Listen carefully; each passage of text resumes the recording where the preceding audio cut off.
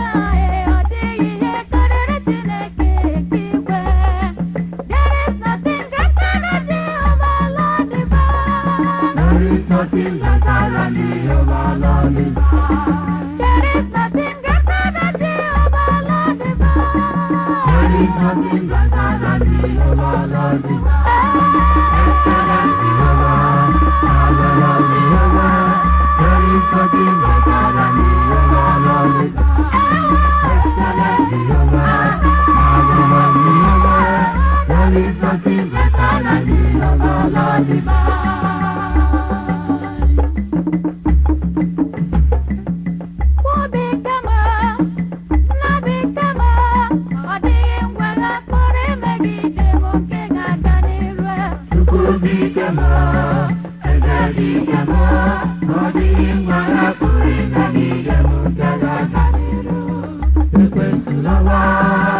ajọ onye lawa mụ na ya enweghị mmekọ n'ụwa n'eluigwe ekwensu lawa ajọ onye lawa mụ na ya enweghị mmekọ n'ụwa n'eluigwe ọ dịghị ngwa